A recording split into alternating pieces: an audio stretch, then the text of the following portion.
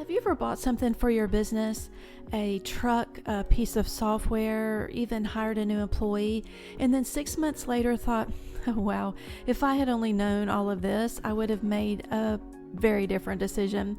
That feeling is because you did not see the full picture before you committed. Today I'm going to show you a simple 3-question framework that will change how you evaluate every major purchase and help you avoid the expensive surprises that catch most businesses off guard. Most business owners approach a big purchase by looking at their bank account, seeing a number that they like and saying, yeah, I can afford that, but can you really afford to spend the money? Can I afford it? Sounds like a very simple question, but owners are really asking, will I still make payroll if I make this big purchase? Can I handle a slow month if something doesn't work out like I planned? Is this really the best use of cash for my business right now? Those are all very different questions, and your bank balance on your bank statement cannot answer any of those. Instead of asking, can I afford it? I want you to ask 3 questions. Can I buy it? Can I own it? Is it worth it? Let's walk through each one. So the first one is, can I buy it? This is where most business owners think they already have an answer because they looked at their bank balance. But here's the problem. Your bank balance is not your available cash. So the first question is, can I buy it? This is where most owners think they already have an answer, but here's the problem. Your bank balance is not your available cash.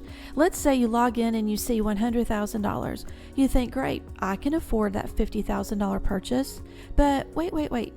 How much of that $100,000 is already committed? Because you may owe vendors. You may have collected money from your customers, but not paid your vendors yet. You may have payroll right around the corner. You probably owe income taxes, whether you pay quarterly or annually, depending on your timing. If you earned money this month, then you owe income taxes. So all of that's got to be considered. You may have received customer deposits that you have not earned yet. You also need to consider how you're going to replenish your working capital, replace your equipment when it wears out, or you need an emergency fund. Also, you need to fund your growth plan. So after all of that, your $100,000 may actually only be $20,000 in truly available cash. This is why I teach something called the real cash balance. Not your bank balance, but the cash that's genuinely available to spend after accounting for everything the business already owes and needs to protect. Before you evaluate any purchase, you need to know your real starting point, because if you begin with the wrong number, every decision that follows will be built on a flawed foundation. The question isn't, do I have money in the bank? The question is, how much cash is available to spend? Later in this video series, I will share how to calculate the real cash balance. But for now, be aware that if you start with the wrong number, every decision that follows is built on a flawed foundation. Question number 2, can I own it? This is where most business owners get into serious trouble because they stop at the purchase price. Let me give you a simple example. Say you're buying a service truck. Most owners, you can write the check, move on, and feel good about the decision. But before you start using the truck, how much money do you need to get it ready? Do you need to add your logo and your branding? Do you need to add ladder racks or shelving? All of those are one-time expenses that add to that original purchase price. Also, what are the recurring expenses that the company will need to pay over the lifetime of this asset for you? You've got insurance, fuel, maintenance, registration. Over a 5-year period, that $50,000 truck turns into a $130,000 decision. The same principle applies to every major purchase. A new software with a $5,000 setup fee, by the time you add the ongoing monthly subscription, the implementation time, and possibly consultants, training, ongoing support, a 5-year cost can easily exceed $40,000. Also, think about a new employee, a $70,000 salary. By the time you add payroll taxes, benefits, recruiting, training, equipment, management time, you're looking at $90,000 or more. The purchase price is just the tip of the iceberg. Everything below the surface, the monthly cost, the annual cost, the eventual replacement cost, that's what determines whether you truly can afford it. The reoccurring costs are hidden unless you intentionally look for them and plan for it.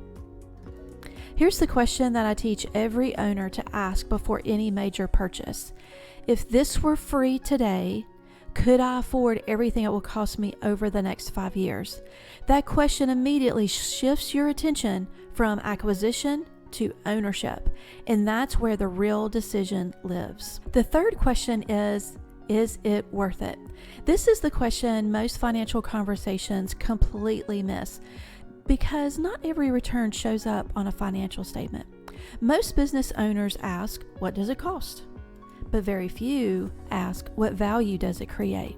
When you're evaluating a purchase, the return goes far beyond the dollar amount. I want you to consider these 6 dimensions of your decision.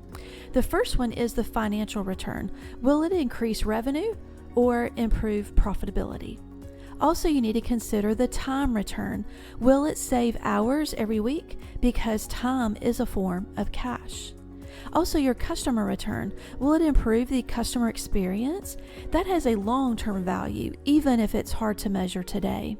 Employee return. Will it reduce friction for your team, improve retention, or make them more productive? Also, there's a stress return. Will it reduce uncertainty, complexity, or even risk in your business? That has real value too. And then also your strategic return. Does it move you closer to where you want the business to be in the next 3 to 5 years? When you're evaluating a purchase, the return goes well beyond the dollar amount. Consider all 6 dimensions of the decision. 1, you've got the financial return. Will it increase revenue or improve profitability? You also have your time return to consider. Will it save hours every week? Because time is a form of cash. Also consider your customer return. Will it improve the experience that your customers have? That has a long-term value, even if it's hard to measure today. Employer return. Will it reduce friction for your team, improve retention, or make them more productive? Also, your stress return. Will it reduce uncertainty, complexity, or even the risk in your business? That has real value too. And then also your strategic return. Does it move you closer to where you want the business to be in 3 or 5 years? So when you consider all 6 of these dimensions when you're making that decision, that really helps you feel like you're considering all of the angles, and it will reduce all of the surprises 6 months from now. Here's the flip side to consider. Can you afford to wait? Sometimes the most expensive decisions is waiting too long to say yes. When you consider the return on your investment from all 6 points of view, you're more likely to feel confident that you're making the right decision at the right time. The bottom line is, most owners think they want help making decisions, but that's not actually what they need. What they need is visibility. Think about a GPS. It doesn't tell you which road to take. It shows you route A, route B, travel time, traffic, and the risk, and then you get to choose. That's what good financial thinking looks like. Your job as a business owner isn't to make perfect decisions, it's to make informed decisions, ones where you've seen around enough corners that you won't be blindsided 6 months later. The next time you're considering a major purchase, instead of simply checking the bank balance and making a decision, start with these 3 questions. Can I buy it? Identify the company's real cash balance. Can I own it? Estimate future commitments so you'll see the total cost of ownership. Is it worth it? Determine whether the benefits are worth the investment. The first question is the starting point of the conversation because it answers, where are we today? The other 2 questions will help you answer, where will the decision take us tomorrow? So when you answer all 3 of these questions, the decision usually becomes obvious and leads to less regret in the future. So if you're a business owner who wants more confidence, clarity, and control over your cash, subscribe to this channel. Every week I share practical tools to help you understand how money moves through your business so you can make better decisions and never run out of money. And if you found this helpful, share it with another business owner who's facing a big purchase decision right now. This framework might save them from an expensive surprise. I'll see you in the next video.